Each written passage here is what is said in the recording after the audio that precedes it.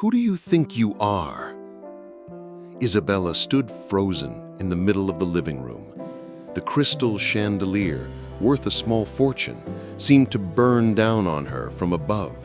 All around her, the Sterling family stared, as if she were a filthy insect that had just crawled onto their expensive Persian rug. Catherine, the elegant matriarch, simply crossed her arms, her expression not of anger, but of quiet, complete disgust.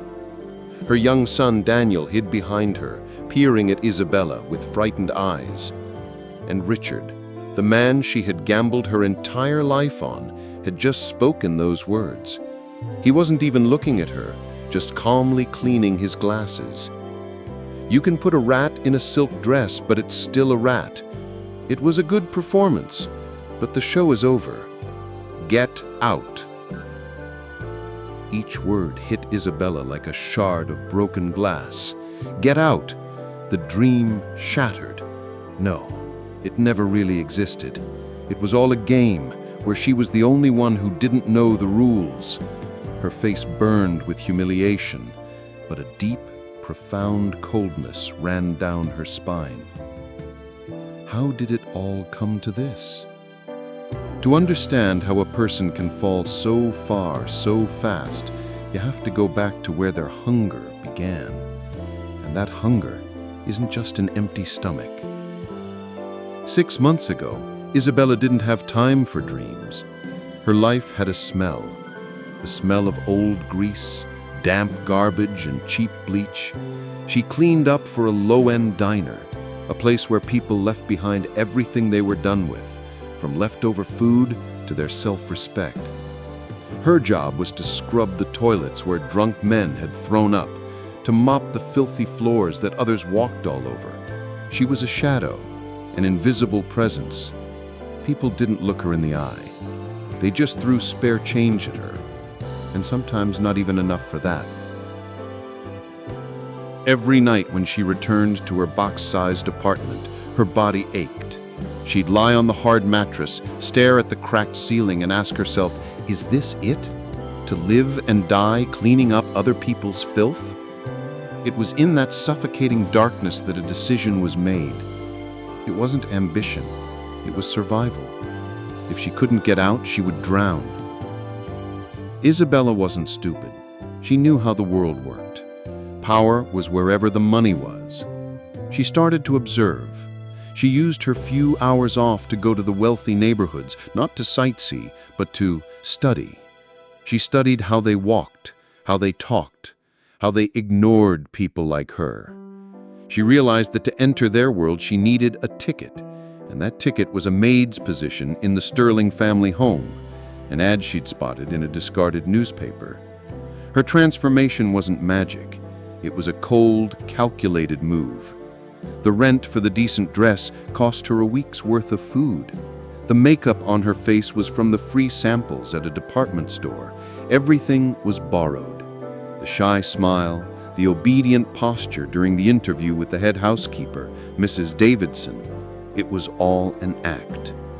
The performance of a lifetime. Getting into the Sterling mansion was like stepping onto another planet. Everything was clean, quiet, and expensive. The lady of the house, Catherine, was kind to her, but it was the kindness of a queen to her subject, a kindness delivered from a great height. It wasn't equality. And then Richard appeared. Isabella knew instantly. He wasn't just the boss, he was the target. He had everything she craved: money, status, a life she couldn't even dare to dream of. She had only one weapon in her arsenal: her youth and her beauty, and she used it without hesitation. The seduction wasn't easy. Richard Sterling was no fool. He saw the hunger in her eyes, but maybe that's what interested him. For a man who has everything, danger and a new game are the only spices left. He knew what she wanted, and he wanted what she could give. It was a silent transaction, an unwritten contract, brutal and honest in its own way. The affair between Isabella and Richard began like a whirlwind, passionate and dangerous. But Isabella soon realized this was more than an affair. Richard, a master predator, began using her.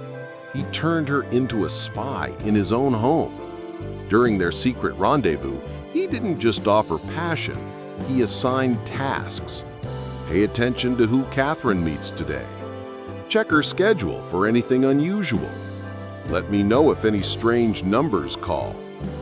He created the illusion that they were a team, that it was us against her. But Isabella didn't know that on this chessboard, a third player was quietly watching. Catherine, with the sharp intellect of a wife all too familiar with her husband's deceptions, had a private investigator on Richard's tail for years. From the moment Isabella arrived, she was under surveillance too. Every week, Catherine would calmly sit in her car and review the photos her investigator sent. A picture of her husband and the maid in a cafe. A shot of them whispering in a corner of the mansion. She wasn't angry. She was collecting, piece by damning piece. The truth revealed itself to Isabella by accident. One evening, while snooping in Richard's office for him, she discovered a tiny listening device stuck under the desk. But it wasn't Richard's. She recognized it instantly as a professional surveillance bug. At the same moment, she saw the red glint of a camera lens from the window of the building opposite. Isabella froze. A horrifying truth washed over her. She wasn't a player. She wasn't even a chess piece. She was just the bait in a trap, and both of her masters were waiting to see if the mouse would snap. Pinned between two predators, knowing she would be discarded at any moment, Isabella decided to make one last desperate move. She wouldn't just escape, she would try to blow the whole chessboard sky high.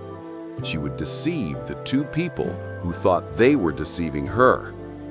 Her plan was audacious.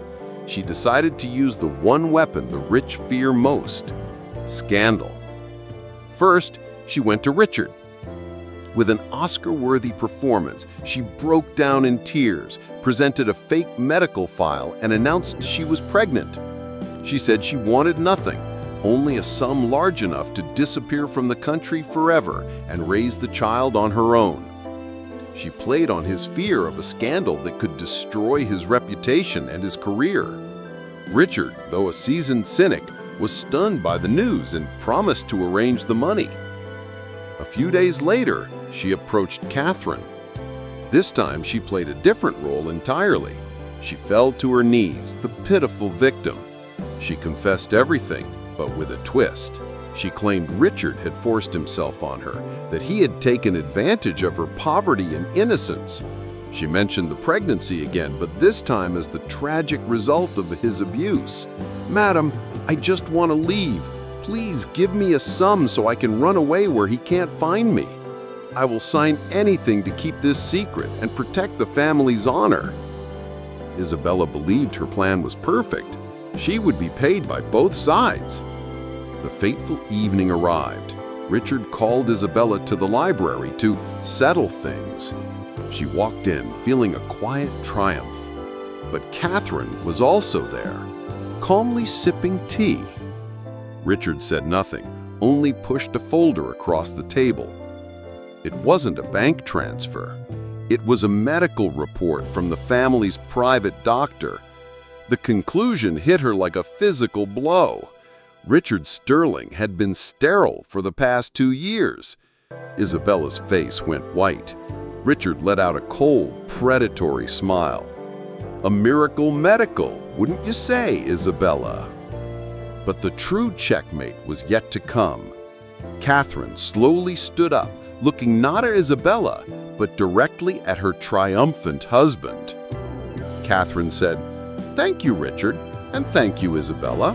Your little drama was very illuminating." She placed another, much thicker folder on the table. Catherine continued, "Isabella, your failed blackmail attempt gave me the final piece of evidence I needed of his character. And you, Richard, you showed me the depths of your cruelty, using your own employee as a spy." all of your requests to her. I have them on tape, along with evidence of your shady business deals that I've been collecting for a very long time. They will all be part of our divorce proceedings." The library doors opened. Catherine's legal team walked in. It was all a setup, but not the one Isabella thought. Catherine had known about the affair from the start, but instead of confronting them, she had quietly observed, letting Richard and Isabella build the case for her. Isabella's pregnancy lie was just the final perfect proof of Richard's moral bankruptcy she could use in court. In the end, she was thrown out with nothing but shame. Richard won his little game against Isabella, but lost the war against his wife, facing a divorce that would cost him half his empire and public humiliation. Catherine got what she wanted, her freedom and a fortune, but to do so, she had to become just as cold and calculating as the man she was leaving.